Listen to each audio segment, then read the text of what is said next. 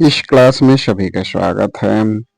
तो आज इस क्लास के माध्यम से आधुनिक भारत सामान्य अध्ययन में आधुनिक भारत के इतिहास में बंगाल विभाजन 1905 तथा स्वदेशी आंदोलन से संबंधित महत्वपूर्ण तथ्य पढ़ाए जाएंगे। तो महत्वपूर्ण तथ्यों में है कि ब्रिटिश सरकार ने 20 जुलाई 1905 को बंगाल विभाजन के निर्णय की घोषणा कर दी।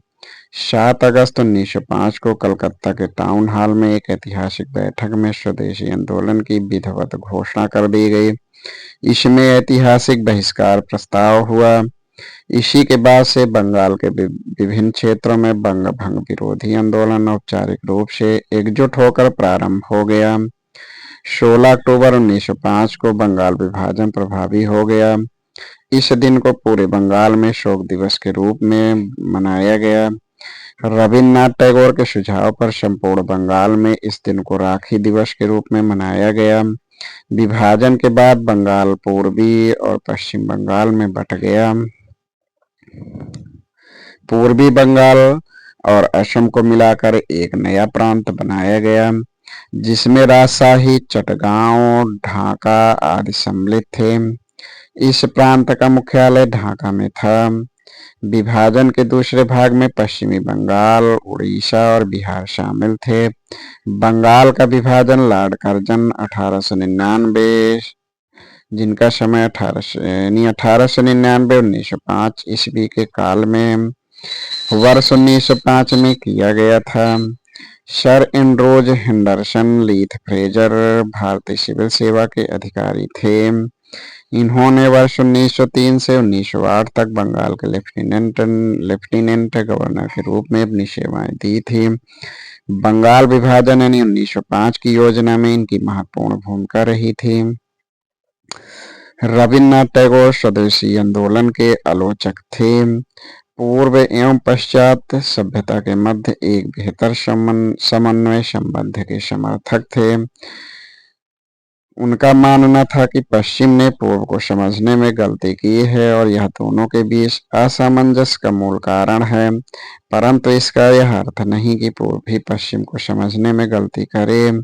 बंगाल विभाजन के प्रस्ताव के विरोध में बंगला पत्रिका संजीवनी के संपादक कृष्ण कुमार मित्र ने अपनी पत्रिका के 13 जुलाई 1905 के अंक में सर्वप्रथम सुझाव दिया था कि लोगों को सारे ब्रिटिश माल का बहिष्कार करना चाहिए, शोक मनाना चाहिए तथा सरकारी अधिकारियों एवं सरकारी संस्थाओं से भी संपर्क तोड़ लेना चाहिए। उनके इस सुझाव का समर्थन बागेरहाट यानी जिला खुलना की 16 जुलाई 1905 की जनसभा द्वारा किया गया। ऊपरी तौर पर यद्यपि ब्रिटिश सरकार ने बंगाल विभाजन का उद्देश्य प्रशासनिक सुविधा बताया था, परंतु वास्तव में यह मुख्यतः बंगाली राष्ट्रवाद की वृद्धि को दुर्बल करने के लिए किया गया था। तत्कालीन वायसराय लॉर्ड कर्जन के अनुसार अंग्रेजी हुकूमत का यह प्रयास कलकत्ता को सिंहासनच्युत करना तथा बंगाली आबादी का बंटवारा करना था। एक ऐसे केंद्र को समाप्त करना था जहां से बंगाल एवं पूरे देश में कांग्रेस पार्टी का संचालन होता था और साजिशें रची जाती थीं। स्वदेशी आंदोलन के प्रारंभ का तत्कालीन कारण बंगाल विभाजन था। इस अवधारणा के मुख्य प्रस्तुतकर्ता अरविंद घोष, लोकमान्य बाल गंगाधर तिलक, बिपिन चंद्र पाल तथा लाला लाजपत राय थे।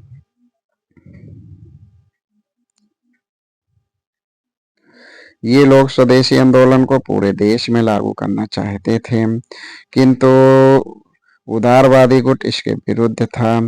बंगाल से प्रारंभ हुए स्वदेशी आंदोलन का लोकमान्य तिलक ने सारे देश, विशेषकर बंबई और पुणे में अजीत सिंह और लाला लाजपत राय ने पंजाब,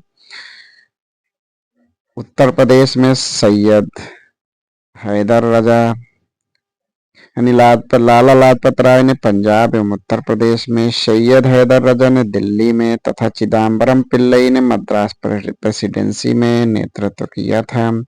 स्वदेशी आंदोलन के समय आंदोलन के प्रति जन समर्थन एकत्र करने के उद्देश्य से अश्विनी कुमार दत्त ने स्वदेश बांधो समिति की स्थापना की थी।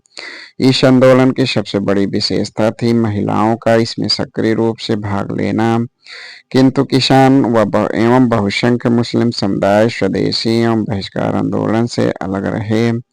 स्वदेशी आंदोलन के दौरान वंदे मातरम भारतीय राष्ट्रीय आंदोलन का शीर्षक गीत बना। ब्रिटिश पत्रकार एच.डब्ल्यू. निमिन्सन स्वदेशी आंदोलन से जुड़े थे।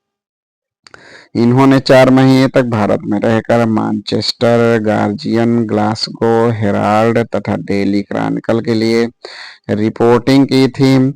बाद में इन्होंने इस रिपोर्ट को the new spirit in India नाम से पुस्तक के रूप में संपादित किया था।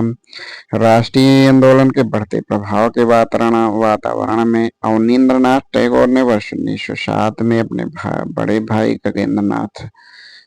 गगनेंद्र नाथ के साथ मिलकर Indian society of oriental art की स्थापना की, जिसके द्वारा प्राचीन कला मूल्यों का पुनर्जीवन एवं आधुनिक भारतीय कला में नई चेतना जागृत हुई। दिसंबर 1911 में ब्रिटिश सम्राट जॉर्ज पंचम और महारानी मेरी के भारत आगमन पर उनके स्वागत हेतु दिल्ली में एक दरबार का आयोजन किया गया।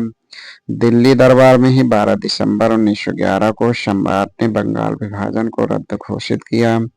साथ ही कलकत्ता की जगह दिल्ली को भारत की नई राजधानी बनाए जाने की घोषणा की। घोषणा के अनुरूप बंगाल को एक नए प्रांत के रूप में पुनर्गठित किया गया। उड़ीसा तथा बिहार 1912 में अलग प्रांत का दर्जा, यानी उड़ीसा तथा बिहार को इससे अलग कर दिया गया। असम को एक नया प्रांत बनाया गया जैसा कि उसकी स्थिति 1874 ईस्वी में थी, तथा सिलहट को इसमें जोड़ दिया गया। तो बंगाल विभाजन से संबंधित महापरीक्षाओं पूछे गए महत्वपूर्ण प्रश्न। महत्वपूर्ण प्रश्नों में है कि निम्नलिखित में सबसे बाद में क्या हुआ। तो इसमें हड़प नीति, बंगाल विभाजन, स्थायी बंदोबस्त, सहायक संधि दिया है। तो इसमें सबसे बाद में बंगाल विभाजन हुआ। तो 1793 में स्थायी बंदोबस्त लागू हुआ। लॉर्ड वेलेस्ली ने भारतीय राज्यों को राजनीतिक परिधि में लाने के लिए सहायक संधि प्रणाली का प्रयोग किया। यानी सहायक संधि 1798 से 1805 में, लॉर्ड डलहौजी 1848-1856 ने अंग्रेजी साम्राज्य का विस्तार हेतु हड़प नीति का प्रयोग किया। तो इन सब में लॉर्ड कर्जन द्वारा 1905 में बंगाल विभाजन किया, जो सबसे बाद की घटना है। यानी स्थायी बंदोबस्त 1993, हड़प नीति 1848-1856, सहायक संधि 1798-1805। बंग भंग विरोधी आंदोलन का प्रारंभ किस तिथि से हुआ। तो इसका प्रारंभ 7 अगस्त 1905 को हुआ। भारतीय स्वतंत्रता संग्राम के संदर्भ में 16 अक्टूबर 1905 निम्नलिखित कारणों से किसके लिए प्रसिद्ध था। तो यह बंगाल विभाजन के लिए। बंग भंग के बाद कौन सा आंदोलन शुरू हुआ। तो बंग भंग के बाद स्वदेशी आंदोलन शुरू हुआ। 1905 में बंगाल विभाजन किस वायसराय ने किया था। तो 1905 में बंगाल विभाजन लॉर्ड कर्जन, जिसका समय 1899 से 1905 में, तो ये वर्ष 1905 में किया गया था। घोषणा 20 जुलाई 1905 में और लागू 16 अक्टूबर 1905 में। और बंगाल विभाजन निरस्त 1911 में। बंगाल विभाजन करने वाला गवर्नर जनरल कौन था। तो कर्जन था। बंगाल विभाजन के समय बंगाल का lieutenant governor sir Andrews Fraser थे। निम्नलिखित में से किसने बंगाल विभाजन 1905 के विरोध में हुए आंदोलन का नेतृत्व किया। तो सुरेंद्र नाथ बनर्जी ने। निम्नलिखित में से कौन स्वदेशी आंदोलन का आलोचक था तथा एवं पूर्व तथा पश्चात के मध्य एक बेहतर संबंध का समर्थक था। तो आर्यन टैगोर। बंगाल में ब्रिटेन की वस्तुओं के बहिष्कार का सुझाव सर्वप्रथम किसने दिया था? तो कृष्ण कुमार मित्र ने। ब्रिटिश वस्तुओं के बहिष्कार को राष्ट्रीय नीति के रूप में अपनाया 1905 में अपनाया गया। बंगाल विभाजन मुख्यतः किया गया था तो बंगाली राष्ट्रवाद की वृद्धि को दुर्बल करने के लिए। बंगाल विभाजन के विरुद्ध राष्ट्रवादियों ने निम्नलिखित कार्यक्रम प्रारंभ किए, तो इनमें से कौन सा कथन सही है? तो इसमें से दिए गए वो कथन 1, 2, 4 सही है, यानी बायकाट, स्वदेशी और राष्ट्रीय शिक्षा।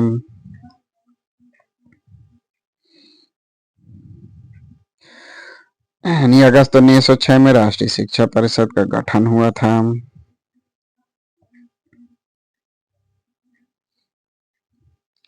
स्वदेशी और बहिष्कार पहली बार किस घटना के दौरान संघर्ष की विधि के रूप में अपनाए गए थे? तो बंगाल विभाजन के विरुद्ध आंदोलन में। स्वदेशी आंदोलन के प्रारंभ का तत्कालीन कारण क्या था?